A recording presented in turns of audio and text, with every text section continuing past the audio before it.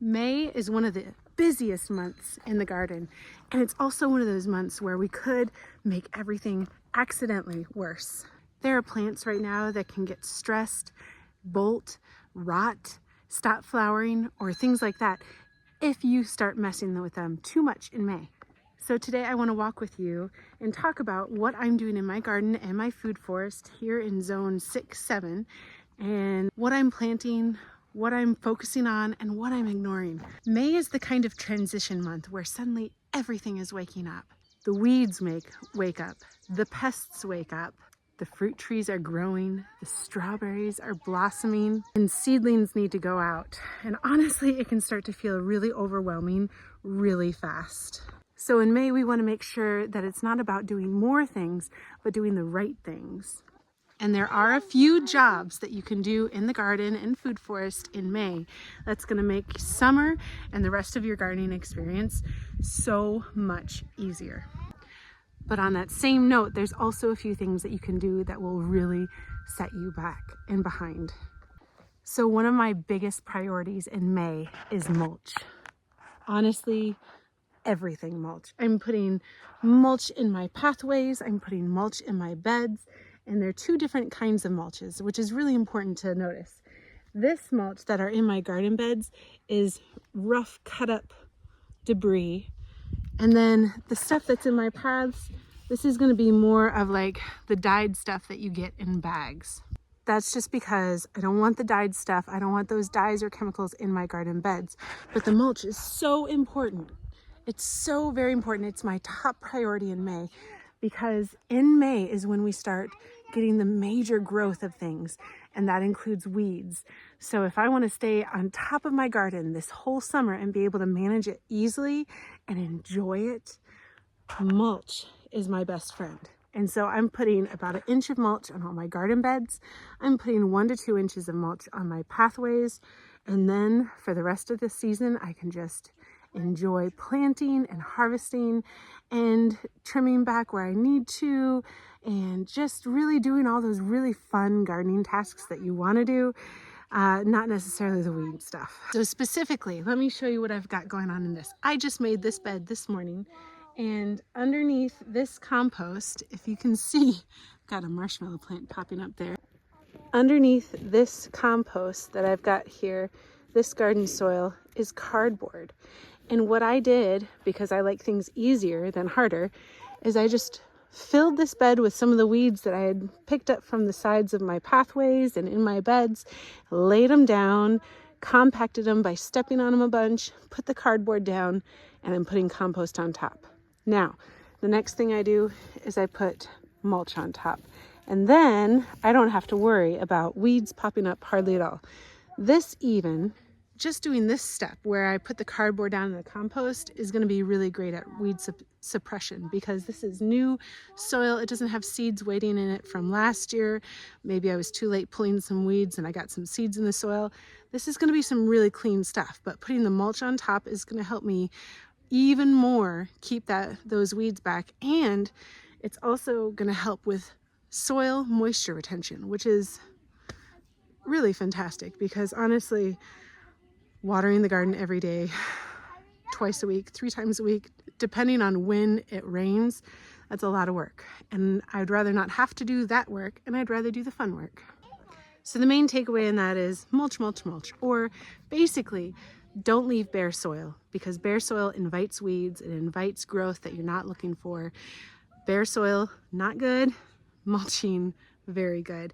Or you can plant so densely that bare soil won't have sunlight, and that's another way that you can make sure that you're going to have less weeds this summer. Okay, something else that's going to make your garden worse.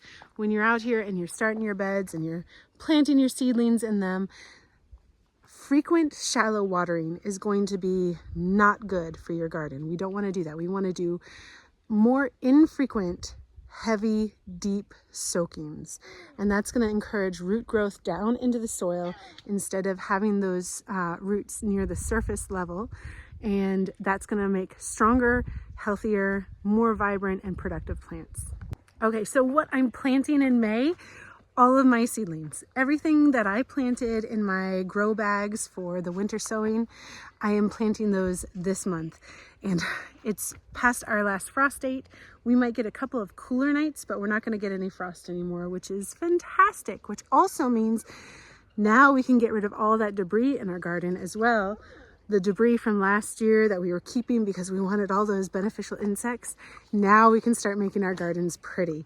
And that's also very exciting. So we've got that going for us. Now the warm season crops that I'm planting, starting from seed right now, and then some seedlings are, I made a list. I've got tomatoes and peppers.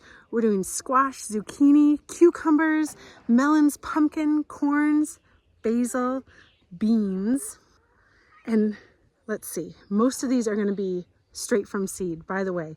The tomatoes and the peppers I definitely already started, but all the rest of those I'm planting from seed this month. Now, as far as flowers go, from seed, what I'm doing this month is zinnias, cosmos, sunflowers. I've got some giant Mongolian sunflowers that I'm doing, and I've got some dwarf ones, and I'm just so excited. I love sunflowers. Dahlias, I've got seeds that I planted of those a couple months ago, so those are ready to go in. Let's see, marigolds and nasturtiums. Those are things that I'm getting in the ground this month. And then for the food forest, what I'm really working on is all those little seedlings that I did in my snow bags, my winter grow bags. What I'm doing is pollinator plants and herbs. I'm planting berry bushes, specifically like strawberries right now. Any kind of support species like yarrow or comfrey. And then also I am going to be doing a ton of ground cover as well. There is a lot of weeds in my food forest. You can see my strawberries right here are trying to do their ground cover thing, but they're being pushed out by some weeds that I let get ahead of me in the last few years. And stick with me this year because there's going to be a tremendous change in this food forest this year. I'm going to make it more accessible. I'm going to make it more beautiful. I'm going to make it more abundant. And it's going to be fantastic. We're going to get a lot of these things in here that have grown up over the past few years that I've been having babies out of here that I don't want. And I'm just going to I'm going to baby it this year. I made sure that my annual garden is a super low maintenance one this year because I want to be able to spend all my time in the food forest. Sorry for this quick interruption. I forgot about one thing that I wanted to say, and that's when you're putting out your seedlings, make sure that you are putting any climbing structures that they're going to need around them or over them right now. You don't want to have to add a tomato trellis after the tomato is already 2 feet tall. You're going to end up breaking branches. You're going to end up maybe disturbing some fruit. So put any structures that are going to have, or make sure you have any structures in place now, even if the plants aren't nearly big enough to need them. So yeah, sorry, we're on our way to karate class and I was thinking, oh my goodness, got to remember that. So back to the rest. Okay, what not to do as far as planting this month? Honestly, obsess over perfect timing. If you consistently obsess over perfect timing, chances are you're going to miss the window entirely. So get those things out there. Plants are hardier than we think they are. They want to grow. They want to survive. And so there's leeway. Get those plants in the ground. Now, I see a lot of people planting seeds, potting them up and then potting them up bigger and then potting them up bigger, and then finally after like 3 or 4 pottings up, getting them out into the garden. And honestly, some plants don't like that. They don't like to have their roots messed with too much. So the least amount that we can handle our seedlings, the best. Get them in a good spot to begin with, and then put them out into the garden and let them do their thing. Okay, now there are things that need to be pruned this month, I guess. And one of those things that I am pruning this month is peonies and my hardy hibiscus, or my Rose of Sharon bushes. So there's a 2-week window after the lilac blooms where you can trim back all those branches and where the blooms are coming up. And the same thing for Rose of Sharon. It hasn't probably started leafing out too much for you in this case. And so while the leaves are not on yet, that's a good thing to prune right now as well. And so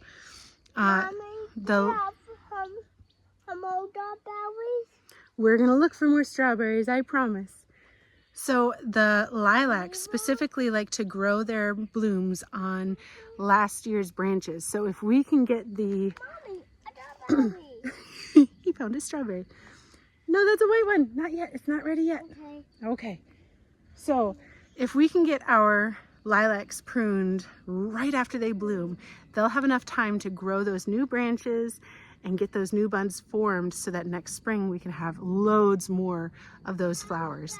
And how about this little one like it? Not that one yet either. You got to keep your eagle eyes out. Okay, now another thing is the Rose of Sharon, since it's not blooming yet, it hasn't gotten its leaves out too much yet, now is a great time to cut those back because the Rose of Sharon likes to bloom on new wood. And so pruning it now is a really good time because all those branches you're going to get new and lots more flowers that way. But Rose of Sharon, you don't really have to prune that one, but I did because I like to keep mine a little bit lower. Make sure you don't touch your peonies, okay? So no pruning, no moving of peonies or mums or anything like that. Any fall blooming flower, you're gonna wanna leave it right now. And then your peonies should be blooming soon, so let's just leave those alone as well. Garlic as well doesn't appreciate being messed with too much during this time. So even aggressive weeding next to garlic can kind of mess with the set of the bulbs that you're gonna get. So try to leave garlic alone as much as possible. Lettuce and spinach are probably on their last legs right now. Make sure you're really harvesting those frequently because if you let them go for a few days, at this point they're gonna start bolting and it's gonna get a lot more bitter and tough. Okay, now spring is when fruit trees are gonna love lots of water. So if you are gonna be doing heavy watering, do it now. Get those fruit trees mulched with fresh mulch. Excuse me.